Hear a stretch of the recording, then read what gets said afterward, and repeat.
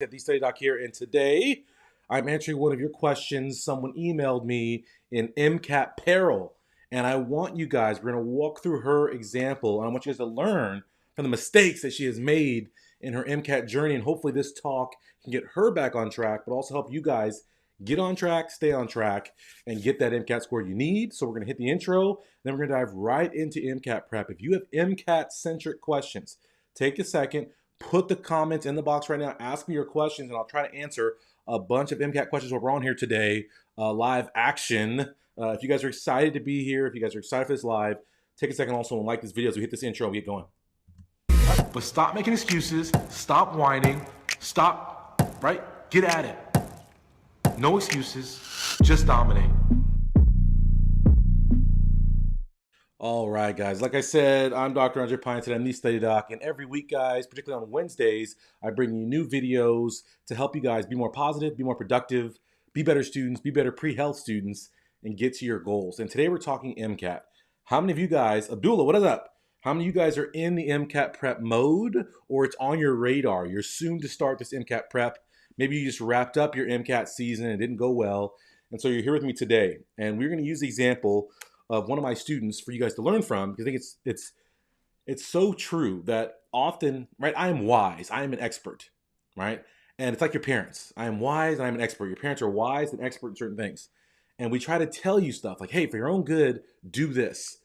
And you hear it, but you don't really fully understand what we're saying. And so because of that, right, you're like, I believe them, but I don't really fully believe them. And as a result, issues occur. And so we're going to use a real example so you guys understand the truth of these words and how it all goes down. And we're going to start with the email that I received from this student, okay? So this student says, hey, Dr. P, I haven't emailed you or seen you in a while, but I want to provide you an update on everything. I am confident that you will view this through the lens of a married man. I am proceeding to take the MCAT, even though I know deep down that I should postpone it. Oh, sorry, I proceeded to take the MCAT, even though I know deep down I should postpone it, because I am not in the target range. But to compromise and for my marriage, I am proceeding to take it. We agreed that I would take the exam in September, and afterward I would work full-time to alleviate the financial burden on my husband. I know it's not in my best interest, and I am fully aware that this could have been avoided had I prepared better, had I had better study habits, and had I reached out sooner. A lot of coulda, shoulda, woulda. But now we're here. I fully own up to my mistake. I can't blame anyone but myself. I had ample time, resources, and everything. I lacked serious self-discipline, focus, and drive. Anybody else there lacking that focus and drive and that discipline? I'm not giving up on my dream to become a physician. However, I realize I need a lot more structure than I thought, a lot more discipline, and a lot more focus. Especially now after I take this exam, I'll be working full-time. I don't want to make the same mistake when I take my exam the next time. For context, I'm still scoring in the 490s when I take practice full-length exams. I'm weak in all my areas. I know scoring under 500 is a content review issue, but when I did a serious review of the material, none of what I learned is reflected by an increase in score. So my way of doing the content review is flawed.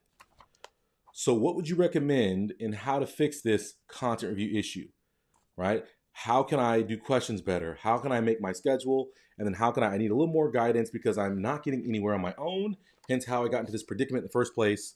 I look forward to hearing from you. And this email really stuck out to me, guys, because did everybody hear that email? So essentially you have a student here who was preparing for the MCAT, is newly married, took time off to focus on the MCAT, but was not disciplined enough, was not focused enough, was not motivated enough, was not driven enough, and was not able to execute on the MCAT. And as a result, their MCAT score remained stagnant, right? It was locked in place. It had not improved like it should over a course of 5 months. And so their MCAT score is still in the 490s, and now they're trying to figure out, okay, wait, I've got to go back to work because we got financial issues, but now how am I going to overcome this MCAT hurdle and this MCAT barrier? And it's a difficult thing, but this email stuck out to me because I know the student very well, and this was not the first email string that we had back and forth, and it highlights what we talk about so often, guys, in the issues that you guys face, that there's a lot more. It's a lot simpler than we think to get a great MCAT score, but it's a lot harder than we think to get a high MCAT score. Does that make sense, everybody? It's a lot simpler than we think, but it's a lot harder than we think to get a great MCAT score. And I'm going to highlight that in this video. And this student, as you hear what she said, I think it's such a great line that many students after they take the MCAT realize. She says here, I had ample time, resources, and everything. I lacked serious self-discipline, focus, and drive. And so what she's saying to you guys is one of the first key takeaways that I want to impress upon you as we talk about these reasons why your score is not improving. Frequently in any situation in real life, right? We're instinctual creatures. When we are struggling, when we feel like we are in danger, it is our instinct to reach for something, for safety, for a raft, for anything to save us. And so often in MCAT prep, guys, when you are struggling, when your score is not improving, our first gut instinct is to reach for something more. I need a new book. I need a new question book. I need a new tutor. I need more of something. But the reality is, for many of us, one of the reasons our score is not improving is because we have too many resources. And it's not necessarily the resources we have at our disposal that are the issue, it's our utilization of those resources. And as I explain to students in my MCAT course, in my MCAT program, I said the best course in the world, the best tutor in the world, the best question bank in the world is nothing without you and your effort and your focus and your discipline and your dedication to utilizing that tool. Because that's all a course is, a book is, a tutor is. It's a tool. It's a hammer. It's a wrench to help you get a job done, to get that MCAT score. But if you aren't capable, if you aren't, right, if you're making yourself incapable, then you can't, no matter how great the resource is, you can't maximize that resource, maximize that tool, and get the job done. So the first mistake a lot of students make is they have far too many resources because they never feel like they have enough, right? You feel confused, like your score's not improving, and you start adding more resources. I mean, you know, instead of books, instead of lecture. It's not what you have, it's how you utilize it. And so for you guys as students, it's so important that when your score is not improving, take the time, take a step back and look at how am I utilizing my tools? How am I utilizing my time? How am I getting at this MCAT? And how can I make changes to what I'm doing as opposed to trying to change my whole setup? Because 9 times out of 10, it's a you problem, not a resource problem, right? It's 2022, guys. Back in my day, there were no online versions of books. There was no YouTube. It was literally you were fending for yourself. So resources were scarce. But now there's so many resources. You have an abundance of things. And what's lacking is the how and the execution. And so for this student, what I want to point out is it's so interesting because not only did the student have all the resources in the world, this is why she knows this.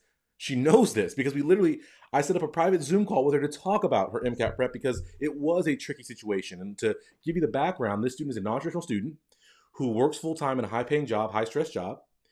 She had that job, was trying to study for the MCAT, right? And then she's also in the process of getting married and solidifying her life. And, you know, she's getting older, right? The soon-to-be husband, fiance was like, hey, we got to move on with our lives and get going. What's happening? What's going on? So she had that pressure. She also has pressure from her family, as so often happens with us minority students, that we have that familial pressure where we have pulls and responsibilities and obligations from our family that don't understand what we have to be doing, how we need to be focusing on the MCAT right then, right? And so that also was weighing on her. And so we had this talk, we sat down and I said, listen, the first rule of MCAT prep, and if you guys hear me now, the formula for MCAT success is Q times Q. So if you want to see your score change in a massive way and improve greatly, you must put in a high quality of time and a high quantity of time. Those are the 2 Qs. So you must put in lots of time, that's the quantity, and you must make sure the time you're putting in is quality, is focused, is engaged, is tactical, is strategic in how you're approaching the MCAT. If you can do those 2 things, you will see your score improve. If your score is not improving, then you are either not putting in enough time or you are not utilizing your time wisely, either because you have the wrong resources, which is sometimes happens. More commonly, it's because you're not utilizing your resources properly, either because you're not focused or because you don't know how to study in that manner to elevate your score. Does that make sense to everybody? Have we laid out the premise of what we're talking about right now with MCAT prep? Do people understand what I'm saying right now?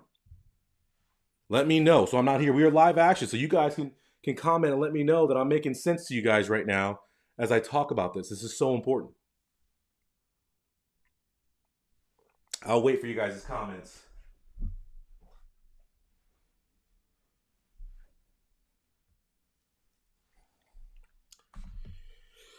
Okay, it's making sense to people. Okay, so we have a complex situation. So now I meet with this student, right? And we're like, okay, now you got all the situations. So we first, and this is what you guys can do by yourself. You don't need a coach to do this, okay? You must take a real and honest look. And this is actually where I come in terms of meeting with students about MCAT scheduling. Is I'm not saying anything super profound, but it's much like meeting with a therapist in that I am an external third party who has no interest in you failing. What's sad is that oftentimes we think that we are the most invested in our own success, but we are most invested in our happiness and our comfort. And when we sacrifice our success for our happiness, our contentment, and our comfort in the short term, we're going to miss out on that success. And so there's a disconnect there. And what happens is we make justifications for why things are going to be okay. Why, oh, that's all right. So what I come in and I say, hey, listen, I'm on the outside. I don't care about your comfort. What I care about is your success, and you're getting that MCAT score. So here are the real issues, and here's how we have to tackle them. We have to come up with a plan. And so I work with a student to identify all the issues I just laid out for you. And then we came up with a plan for how we were going to thwart each of these issues and how we were going to build a competent schedule. And we talked about the fact that, hey, listen, I know this is a job, you've been working it. We got to quit that job because that's taking 30, 40 hours out of your week. We got to quit that job, get rid of that. Okay. Additionally, you're doing all this wedding planning. Every time I talk to you, you're stressed out about it. It's taking a bunch of time. And the time you're spending out with your fiance is not quality time. It's just time where you guys are stressed out, worrying about this wedding. That's not for you. It's for your family, right? That's what weddings are for. It's not for the people getting married. It's for the family to enjoy themselves. But it's stressful sometimes for the couple. Because we got to put that on the back burner. Wait, do the wedding in a year. Wait, get the MCAT done. Do the wedding in a year. So we're going to quit the job. We're going to delay the wedding a year. And then we had all this familial obligation. I said, listen, we have a family meeting. We're going to sit down. And we got to explain to your family, you have these hours available. I said, in your schedule, plot out a half a day, whatever. Give them a set time of the week where you are available to them and you are a resource to them. And outside of that, tell them, listen, in order for me to be available for you for that day, I've got to have these other 5 days, these other 6 days to focus on me. And so we identified these key issues and then we coordinated across those fields. And oftentimes when it comes to identifying issues, right, this is, as we talked about, the first mistake is reaching for more research. But one of the big mistakes that students make is that we fail to look at our lives honestly and identify the two major issues and roadblocks to the MCAT. Because as I mentioned, it's just quality of time and quantity of time. Well, the thing that hurts our quality and our quantity of time, there's two big categories. One is personal obligations. The other one is professional obligations. And for so many students, we get so busy, especially we're getting up in college or even as we're non-traditionals, we have jobs, whatever. You have all these responsibilities, all these obligations, personally and professionally. And when you have all these things weighing on you, you are unable to give the MCAT your full, undivided attention. The attention that it deserves, the attention that it needs if you are going to obtain a high level above average score. And I say this to you guys because you have to think about this. When we talk about this Q times Q formula, we have to think that every student taking the MCAT is trying to do a great job, is trying to do their best because they know this test matters so much. So if we are to be above average, we must study more than the average student, and that quantity of time must be of a higher quality than those students. If we aren't able to do that, we will not score above average. Does that make sense to everybody? Right? The test is technically kind of curved, right? We set a median and then we go off of that. So if you're not able to put in more time than the average person and make your time more quality than the average person's, you will not score above average. You will not be above 502. You will be down at 500 range or below that. And the biggest obstacle to these two Qs is our obligations and our responsibilities and things that detract our attention, our focus, our time, right? Our energy, our willpower away from the MCAT. Personal and professional. And so for this student, we identified the professional, the job's in the way, personal, the wedding's in the way, family's in the way. So we got to get rid of these, boom, bring them down. So we identified these, came up with a plan. This is in January. We're now in September. We have a plan. Oh, we're feeling great. Okay. So now I'm going to take you back because, right, I don't leave people hanging. This first meeting was December 26th. I said to the student, hey, what is our plan? And they reiterated the plan to me in 3 points. Bam, bam, bam. December 26th. So this is 7 months ago. I followed up. I said, hey, what's our plan? To make sure, close that loop of communication. They said, boom, boom, boom, got it. Okay. Everybody with me? Fast forward another month into January. I follow in. January 26th. Hey, how's it going? Where are we at? It's a month in. You got 30 days. They reply back and say, oh, I'm really struggling with this, blah, blah, blah, blah. So my reply is, hey, we know when we are not doing things right.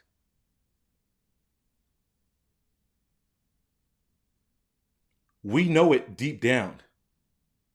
How many of you guys know your MCAT score is not improving, and you know, if you're being honest right now and truthful, you know in your heart of hearts, you know exactly why that score is not improving. Can we be honest? Can we tell the truth? Can we comment right now in the box? Hi, Terry. Can we comment in the box right now and be honest and be truthful when you know, when your grades aren't doing what they're supposed to be doing, when things aren't going well at work, when your MCAT's not improving? If you were to really sit down and be honest and not try to lie to ourselves and make ourselves feel better, could you not pinpoint why your score is not improving? Be honest. Comment in the box right now. Exactly. Exactly. Thank you for commenting. You guys, we understand it. We can see it if we're honest, but we lie to ourselves. And so I say, hey, we know when we are not doing the right things. We know it deep down. And as we do the wrong things, our goal gets further away and seems more unlikely, if not impossible. The key to overcoming this is recognizing you have the power to be better and reach your goals by making the right decisions. Each and every day is a new opportunity, but are you willing and able to move past the flubs of yesterday and make today your best day and tomorrow even better? I'm reading you the email I sent her. This is January 25th, right? She replies back, dang, you're right. That makes total sense. Each day I got to make a choice. I got to do the right things. I'm going to be on it. I'm going to get it. You fast forward now, I hadn't heard nothing till September. September comes, and now still in the 490 MCAT range. Can't take more time off work. Proceeded to go ahead and get married, right? And that weighed her down. Proceeded to have family obligations, all these things. And so we identified the issues. We came up with a plan. She had all the resources. She had the time. She had all these things. But what did we miss? The how, the execution of that plan. It wasn't what she had at her disposal, or she knew what she had to do, but she didn't execute. And consequently, just like I said in my email, when we don't do the right things, our goal gets further away and seems more unlikely, if not impossible. And if you hear her email, she says, man, I gotta go back to work, and now I don't know how it's gonna happen. I know I'm not ready, but I gotta do this for my marriage and for this. Blah, blah. We're in an impossible situation. An impossible situation. And it's one of those things, guys, with the MCAT, and it's the big frustration, anyone can get a great score on the MCAT. The problem is for disadvantaged students, we have additional obstacles in the form of obligations and commitments that pull us away from our MCAT power, our MCAT potential, and make it seem impossible. Does that make sense to everybody? And so if I get sick of people complaining about their disadvantaged status and this and this and this and all these obstacles, screw that, right? We have a no excuses, just dominate mentality around here, understanding that these are just excuses, these are obstacles, these are things. We have to get focused on solutions and the plan to overcome them and then execute on those things. And so if we really are serious, and that's why I'm always preaching, if we're serious about diversity in medicine, if we're serious about uplifting these students who are historically discriminated against, who are historically at a disadvantage academically and so forth, if we are serious about that, then we must get serious at attacking the mindset and the perspective of these students, which is that of a victim. And we must tell these students, screw that, you are not the victim. You are not the victim. You are the disadvantaged. You have disadvantages. You are currently, as constructed, at an adverse situation. It is going to be more difficult. It is going to be harder for you, but it is not impossible. It is not impossible because you are not a helpless victim. You have tremendous power, and you must use all of your resources at your disposal and get focused and get disciplined and get strategic, and then you can overcome. And it's something I'm constantly stressing with my students when we do coaching. Listen, you are powerful. You are incredible. You can dominate. But are you going to step up for yourself? Are you going to fulfill your potential? Are you going to live your power? Or are you going to let yourself down? That's the decision we have. And for a lot of people, we live our lives right? And my non-traditionals on here can talk about it, right?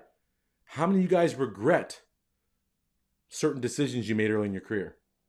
How many of you guys regret certain actions you took or didn't take early in your career?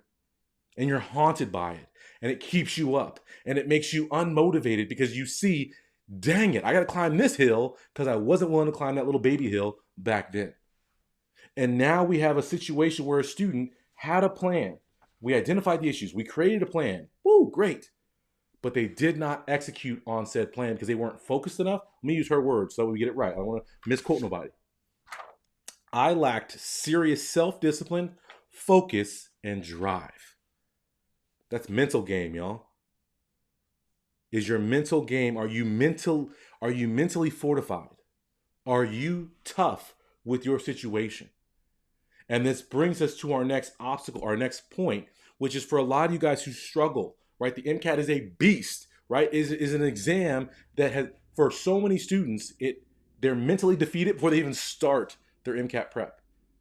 And that's why I spend so much time, we nurture our MCAT mindset and how we're going to approach it, and we toughen ourselves, and we gristle ourselves. We understand it's all about discipline. Are you going to execute quality and quantity? Are you going to execute?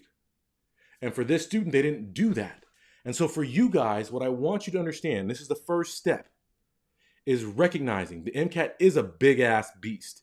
It is trying to keep you from your goal. It's the dragon sitting on top of the gold out the front of the cave, and it wants to blow fire in your face. But you have to go and you have to become Shrek. You have to become Donkey, okay? And you have to say, no, I understand what that dragon is. But my prince, my princess, my gold is on the other side of that dragon, and it means everything to me. Everything to me. And we have to get clear on that dichotomy of like, I can't be intimidated by the beast because everything I ever wanted and everything I ever needed, everything I'm meant to be is on the other side of that beast. And if you firmly believe that and set your mind to that and understand what that gold is on the other side of that MCAT, what the MCAT, getting that MCAT score really means to changing your life, gosh dang it, guys, you'd run through a dragon, through a wall, through whatever to get to that score. You would be disciplined. You would be focused. You would have the drive because you'd be like, gosh dang it, I cannot not get there no matter what. And for me, guys, I constantly tell my MCAT story because it's the truth. I am the disadvantaged student. I know what that is. So do I have sympathy when people talk about, yeah, I have sympathy, but do I feel bad for you? Do I, oh gosh, let's go. No, let's get to work and let's do it because you can do it. You can be great. You can be incredible. And so for me, with no money, a roach-infested apartment, quitting my job to focus on this MCAT, getting it done and getting the score, it was because I was so clear on the fact that if I get this MCAT score, if I can take, and this is the way I put it to my students, if you're studying for 3 months, 6 months, a year, whatever, a year's a long time to study, I say to you, could you give me your best and sacrifice and be disciplined for 12 months to gain decades of doctor life? Hear me. Could you sacrifice 6 to 12 months in order to get 30, 40, 50 years of doctor life? Think about that. Literally, you're giving up a half a year to gain 40 years. It's a factor of 80, almost like, right? It's like you're literally sacrificing 1 to get 50. What would it mean to you to be able to live out your purpose, to say, man, I'm serving my community. Man, I'm serving patients. Man, I'm helping people in a big way. I'm doing a job that's fun and challenging. Oh my gosh, this is amazing.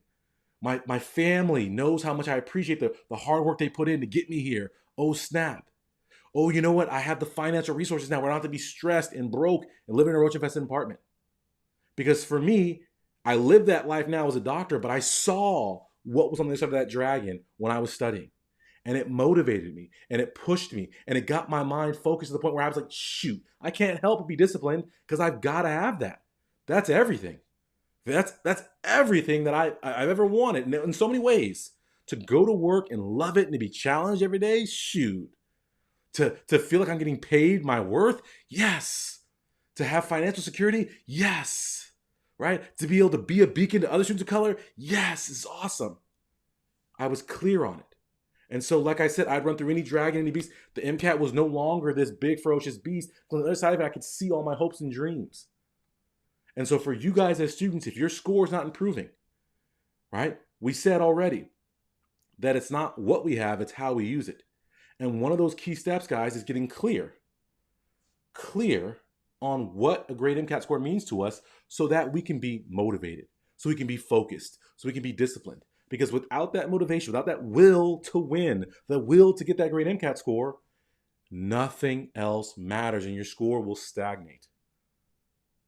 Does everybody understand what I'm saying right now? This is so important, guys. I know we're at 25 minutes and I plan this whole thing to go 30 minutes and I'm still on point one, but I feel like we got to take some time and really dive into this because this is the issue. This is the struggle that we run into. This is the problem. This is the ball of wax. If you can't get your mind on right, if you can't switch, right, the balance of the equation from fear of failure to excitement about the success, we can't put in the time we need. We can't make that time focused and engaged and excited time. We can't fire that brain up to really, really learn this material, to understand it, to hold it, to be able to apply it. Does that make sense to everybody? Exactly, Dustin. We got to check our emotions and our values before diving in. How many of you guys are letting your emotions drive you off the cliff? You're in a car of emotion. I'm in a sea of emotion. Bam!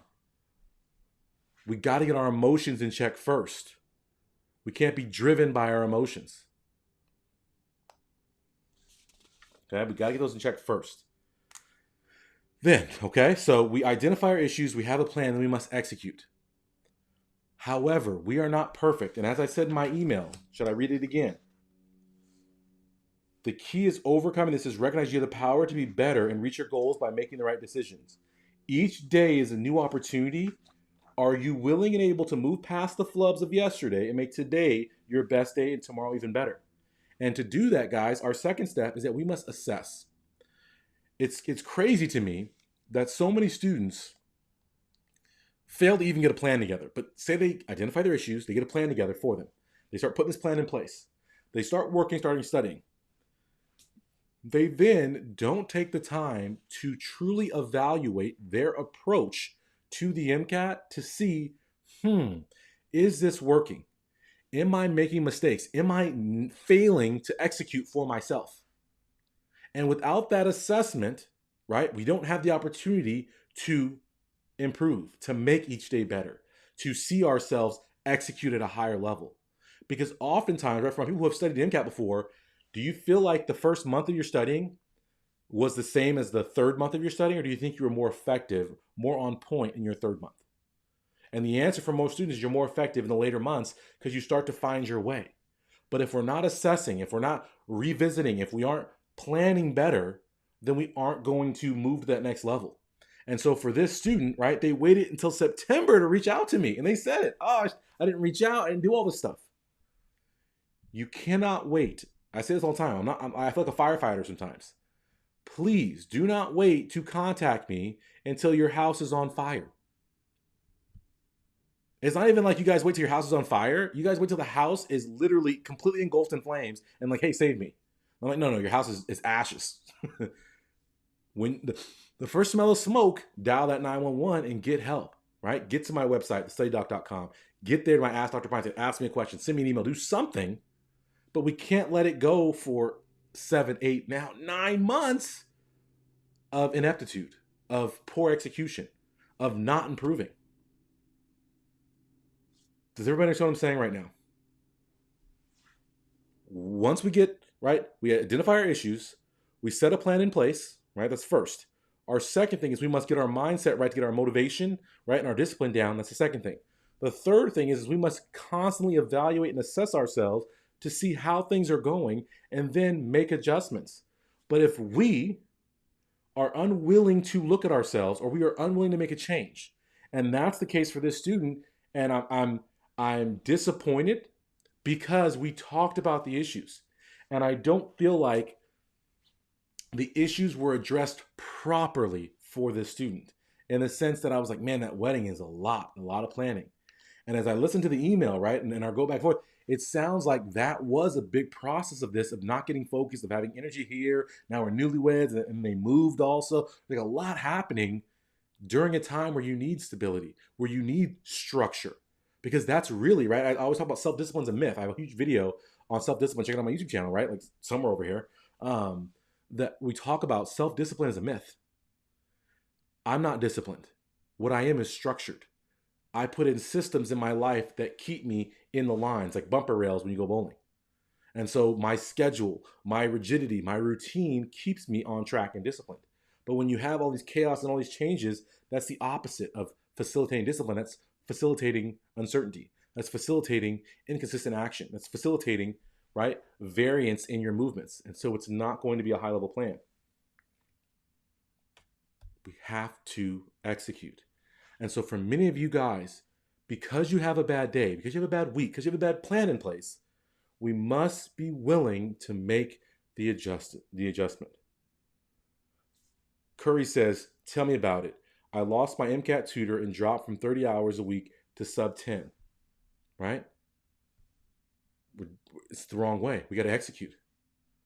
So if you're not executing, guys, check in with yourselves and then don't get mad at yourself. Because when we bring that guilt in a situation, we have so much guilt. We have so much shame at our not executing that we beat ourselves up instead of pushing ourselves forward and making ourselves better the next day. And so to this student, I would say, listen, I'm disappointed in you. I'm sad for you, but I'm still here with you. And I hope that all of you guys can be there for yourselves. And you can feel me there with you, telling you it's okay that you jack this up. Whether it's a day, a week, a month, it's okay you jacked it up. Don't beat yourself up. Instead, lift yourself up. Tell yourself you can do it because you can, but it starts with the change, with the alteration, with the acceptance of you messed that up, and now you have to make a correction. And I bring this up because our third facet, guys, is trying to win an unwinnable situation, trying to make the impossible possible. And this is the trap that so many MCAT students fall into, is they are trying to win an unwinnable situation. For this student who studied for 6 months with no work, yes, the wedding and other obligations, they're still sub 500. So now this student is telling me they're going to get a job working full time and their score is somehow going to improve on the MCAT. Does that seem logical, winnable, attainable to anyone on the stream right now? We are live action, guys. Dr. Pinesett here. We're talking MCAT. If you are with me and you have questions about the MCAT, put them in the box. I'll get to questions in a second, but we got to drill this student down. Does everybody understand what I'm saying right now? Does that sound like a winnable situation?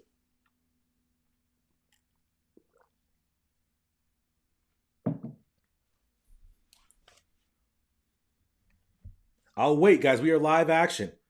Is that a winnable situation? We're here for self-evaluation. I'm only here to help you guys open your eyes and open your mind to see how you can get a great score. Is that a winnable situation for this student? Comment in the box. Let's go. 6 months studying with no job, no improvement. Still sub 500. Now they're going to get a job. They're going to get a job, work full time, and then all of a sudden the score's going to improve? Right? It's not a winnable situation. It's the impossible situation. And so peep this. Are you guys ready? This is what happens. This student now says, dang, oh, I didn't do well. I had 6 months of focus time. I didn't do it. And now I got to work full time. I got the pressure of my husband saying if I don't execute this time, I may not be able to take it again. Snap. I'm devastated because I spent 6 months and it didn't improve. Snap. How is this student emotionally right now? How are they mentally right now? Are they focused? Are they excited? Or are they a big stress ball? Is their stomach in knots about what's coming in for them? Are they thrilled? Are they like, oh man, okay, I'm going to study this time and get it right? Or are they starting their prep, telling themselves, I don't know how I can do this. I don't know how I can do this. If you are in a situation and you don't see your way to success, that means you are in an unwinnable situation. Hear me. If you make a schedule for your MCAT prep and you look at that schedule and you say, whoo, and you are instantly nervous, that means something's wrong with your schedule. That means there are too many obligations. That means there's not enough sleep. That means there's not enough fun time. That means something is broken. You are in an unwinnable situation. Therefore, you must change the situation. And the biggest way to change the situation, first and foremost, is the timeline. So I see all these students who put the pressure on themselves, say, oh, I'm going to study for 3 months. I'm going to study for a month. But maybe you need more time than that. Maybe you need 6 months. Maybe you need 8 months. Maybe you need 12 months. Maybe you need 2 years. I don't know. But if you look at your timeline and it feels unrealistic, it probably is, because we err on the side of justifying, right? And say, oh, yeah, it'll be all right. No. So if you're like, ooh, so I don't say it's going to be all right, that tells you it's unwinnable. You've got to make a change, adjust the timeline. Additionally, you got to adjust the obligations. So for this student, you know darn well, if you work full time right now, there's no way you get this score. There's no way it happens. Not a chance on this planet. And I'm telling you this to your face. And I saw Brent was on here. We were in San Francisco at a conference. And I told someone this to their face. I said, hey, you just got a terrible, lousy MCAT score. You're taking it next month. That's an unrealistic timeline. It's an unwinnable situation. You're gonna bomb that test again. Don't do it. Don't do it. And I got on my knees, guys. Literally at the conference, I'm on my knees, begging this student, don't do that. It's an unwinnable situation. And I got in trouble because people were saying I was telling this girl she was less than. I'm like, no, I wasn't telling her she was less than. I was telling her plan was unwinnable. And there's a big distinction here. And so I'm pleading with everyone out there to recognize if you're in an unwinnable situation, stop it. Change the equation, make it winnable. Because you can all win. You can all dominate the MCAT. But you got to change the situation. Change the dynamic. You can't just go in, say, oh, it's unwinnable, and just go. It's like going to Vegas and putting $100 down on blackjack. They're taking your money. Right? I go in there, I drop my 20 on the table, and I'm upset. But they're going to take my money, right? You got to put yourself in a winnable situation. You got to flip the odds in your favor. And so for this student, everybody still with me? Are we learning? Are we feeling what I'm saying right now?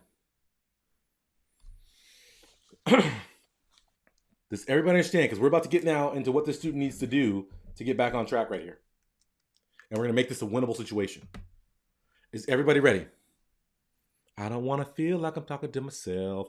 I'm live action right now. My son is waiting patiently downstairs. We're supposed to play catch right now. And I'm on here with you guys. So make me feel like I'm not alone. Thank you for saying you're invested, Curry. Thank you. Gemma, thank you. I appreciate it. Rosanna's on here. Cecil, Cecily, goodness gracious, can't even read. Reading is fundamental, guys. Learn how to read. It's important, right? Understand this. This is the first step. Are you guys ready? It's a 4-step plan a student needs to do to get back on track for their MCAT. The very first thing, guys, and some of you guys may need to go through these steps right now, okay? It's okay. Go through those steps. Follow these steps too. That's what we're all here to learn, okay? The first thing you must do right now, if you're in a way where things aren't going the way you want with your MCAT prep, if you're not improving the way you want to improve, the very first thing you must do, guys, is you must sit down in a room, a dark room, shut all the lights off, lay on the floor, and really, really think if the gold on the other side of the dragon is actually worth it for you. Get into a dark room and ask yourself, is the gold on the other side of this beast of a dragon of an MCAT worth it to me? And what's amazing, I always say, one of my favorite things to do is to convince people not to try to become doctors, not to go to medical school, to pursue something else. Because for some students, becoming a doctor is one of the hardest things on the planet, guys. It requires tremendous willpower. It doesn't require superpowers. It requires willpower. It requires discipline, focus, long hours, sacrifice, and so forth. And the only thing that makes it worth it, or worth it in the sense that it will do what's required to get there, is if it's really the only thing, if we really need it. And so for some students, they could, it sounds cool, but they're not like really needing it. And so for some of you guys, if it's not worth it, you're not going to be willing to put in the work, to sacrifice, and to do so forth, to upend your life, as this student's going to have to do here in a second. So really ask yourself, question yourself, say, listen, is this really all it's cracked up to be? Is this really what I'm meant to be? Is this really my dream? Why do I want to become a doctor? What does it mean to me? What does that path provide me? What does my life become if that's what it is? And really quantify, is it worth it for you? And I'll give you the example of a student who did this and it wasn't worth it for her. And I was so excited. We jumped for joy. We skipped and, all through all the flowers. It was amazing because she looked at her becoming a doctor and she said, oh man, I want to make these changes. My mom had cancer and it was an issue and it was a problem, blah, blah, blah. And I want to go out there and I want to be an oncologist, blah, blah, blah, blah. And so we talked about it. I was like, wait a minute. That's what you want to do, but really, what do you want? She's like, well, I want to make a difference in the cancer world. I said, well, listen, is that the only way you can make a difference in cancer world, be a doctor? She's like, no. And I was like, well, what about this? And we talked about public health. And this student was like, oh, that's amazing. I can do that. I can coordinate efforts. I can blah, blah, blah, blah. And now this student runs, like, I think second or third in charge of a cancer center, of one of these major research cancer centers. She went on, got her degree in public health, and now she's second or third in charge of a cancer center where she's dictating trials, where she's recruiting patients, where she's spreading awareness, where she's creating opportunities. They have an outreach program for care that's covered for people who are at risk, right, and don't have the finances to pay for their cancer treatment. She was able to make the impact that meant so much to her, but it wasn't through medicine.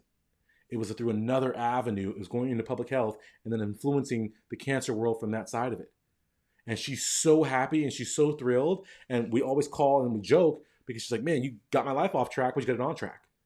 And so for some of you guys, you need to have that moment of self-reflection where you get in a dark room and you say, why am I doing this? What is that pot of gold I'm trying to get?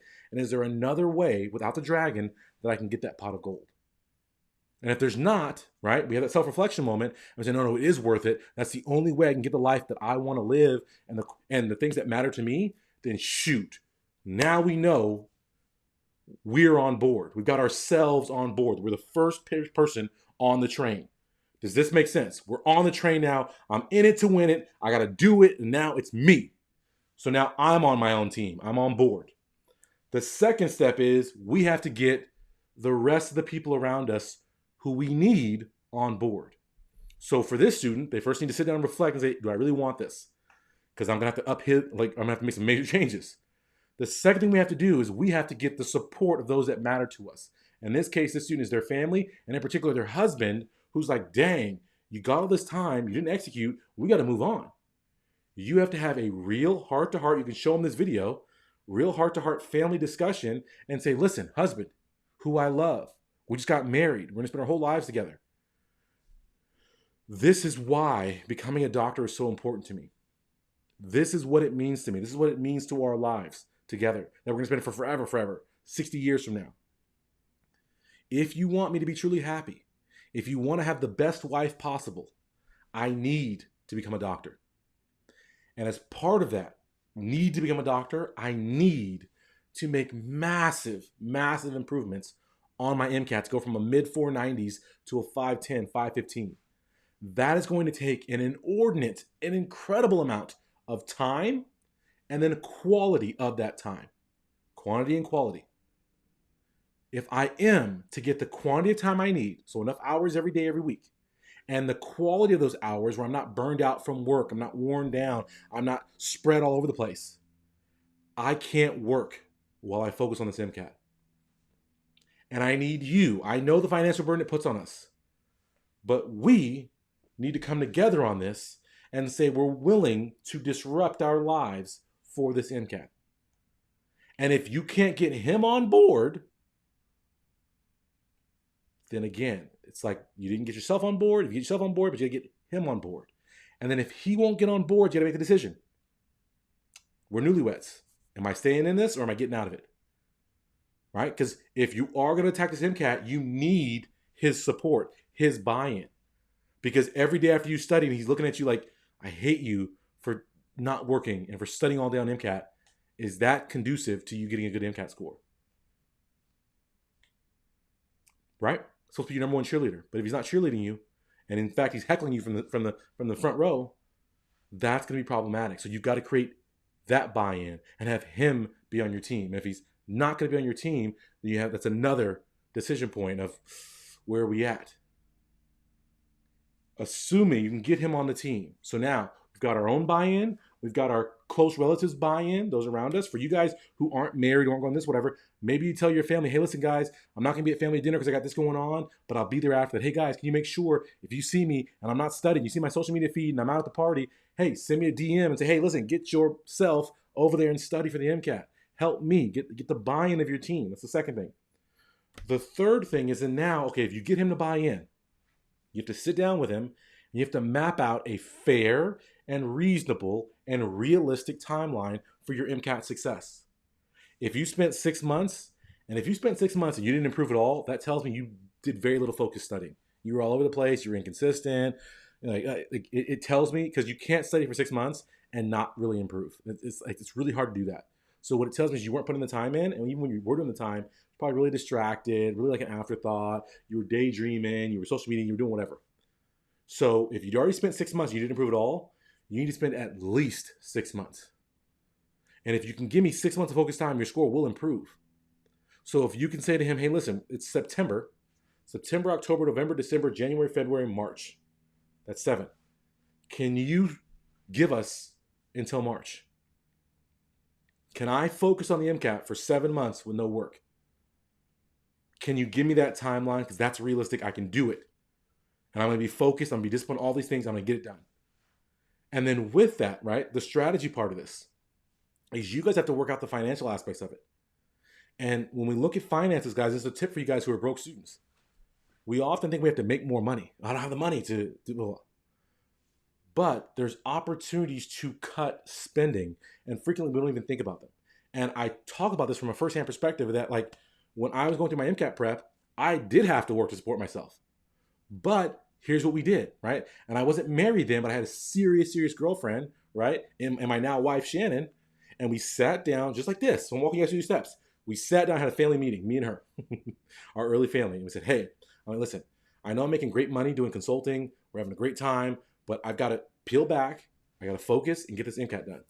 So I got rid of my nice apartment. I moved into a terrible place with roaches. She picked up additional hours. She's working all this overtime to make up for the fact that I quit my job. So she was working like mad around the clock, whatever. In support of her, I agreed, hey, listen, I'm going to cook the meals while I'm here. So I'll be doing all the cooking. I'll make sure everything's clean. All you do is focus on making that money, bring that bread in so we can get the lights on. And we really downscaled our life to nothing. We had a roommate. I didn't have a roommate. I hadn't had a roommate since freshman year of college. And all of a sudden, I went back, I had a roommate. As an adult, I'm like, oh my gosh, this is ridiculous. I'm moving in with a roommate. Not only that, throughout my prep, we then moved in. We're done with this roach fest thing. We moved back in with our parents. We split up. We were together, but we decided to live apart. She lived with her family. I lived with my family for a few months to focus, to de-escalate, to take down our finances and our spending to make it feasible for me to focus on the MCAT. Yes? And then we made all those sacrifices together. That's stage 3, is that we made a proper timeline and a plan to get it done. The fourth thing is then you have to execute. And for me, I knew the sacrifices we were making. I knew I didn't want to do this again. I knew so I was focused. I was disciplined, I was motivated. I was clear on what it meant to me. I was clear on our plan and our executing that timeline. And I was clear, this is my time to do it. And I executed and I got my great MCAT score. And I ended up getting into Stanford Medical School.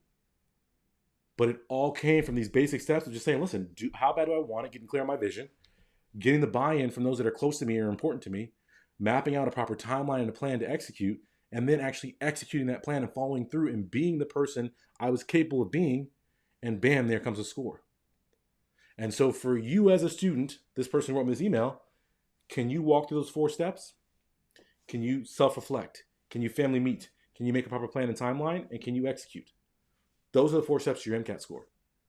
If you aren't willing or if you aren't able to do those 4 steps, change your pathway, because you will not get the score you need to get into medical school. And you would have wasted more time and caused more strife in your relationship that was no point in causing because you weren't going to win anyway. Does that make sense to everybody? Is this beneficial to everybody? I went 20 minutes over what I wanted to do, but does this all ring true to everybody? Does it make sense what I'm saying to you right now?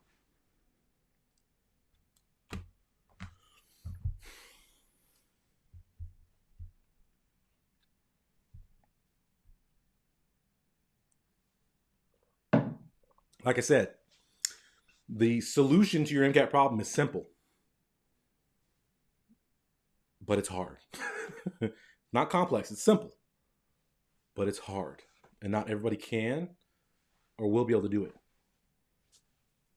Which side are you on? That's what we got to make a decision on, guys. Okay? If you are a student and you need help with your MCAT, making your plan, getting yourself together, learning how to execute, how to maximize those cues, I highly encourage you to get to my website, studydoc.com, and get into my MCAT course. I have a discount link in the box below right now for my MCAT course. You can get it, super affordable, and it's going to lay out a plan for you to get your studying together so you can come up with a reasonable timeline, a feasible timeline. You can make the unwinnable situation winnable. Check that out, guys, studydoc.com. The link for my MCAT course is below.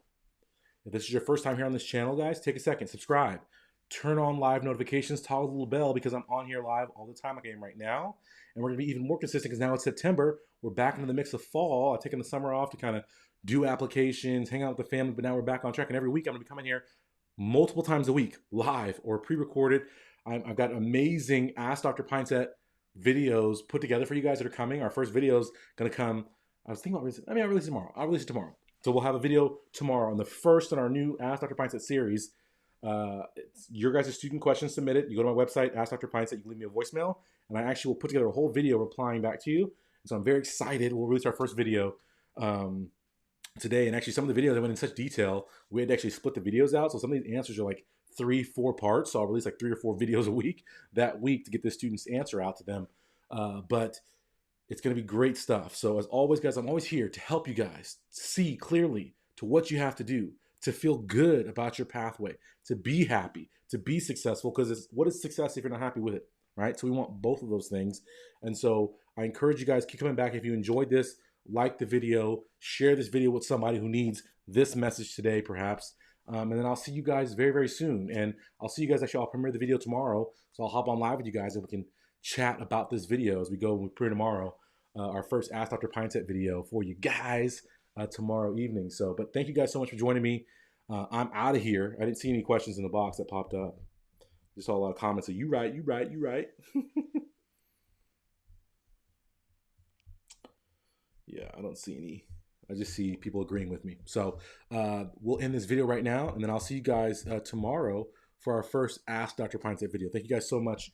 I appreciate you. How do we always end, guys? How do we always end? No excuses, just dominate. No MCAT excuses, just dominate the MCAT. No excuses, just dominate, guys. Go get it. And actually, as we leave, let me leave you one final thing as I say this here. Let me read it to you again. We know we are not doing the right things. We know it deep down. And as we do the wrong things, our goal gets further away and seems more unlikely, if not impossible. The key to overcoming this is recognizing you have the power to be better and reach your goals by making the right decisions. Each day is a new opportunity. Are you willing and able to move past the flubs of yesterday and make today your best day and tomorrow even better? And that's the challenge I have for you today is how are you going to make today better and tomorrow better? Let's go, guys. Everyone have a great day. Later. That's it for another episode of the Study Doc Show. Show your love by smashing the like button and commenting in the box below. Today is the day, guys. No more excuses, no more complaining. You're going to take your future into your own hands. You're going to dominate. You're going to be successful. I challenge you. What are you going to do today to make your life better? Get to my website, thestudydoc.com. Grab a free ebook, sign up for a free webinar, and if you're really ready to transform, enroll in one of my life-changing courses or coaching programs. You have greatness inside you. Let me show you how to unlock it so you can dominate and make your dreams a reality. No excuses, just dominate.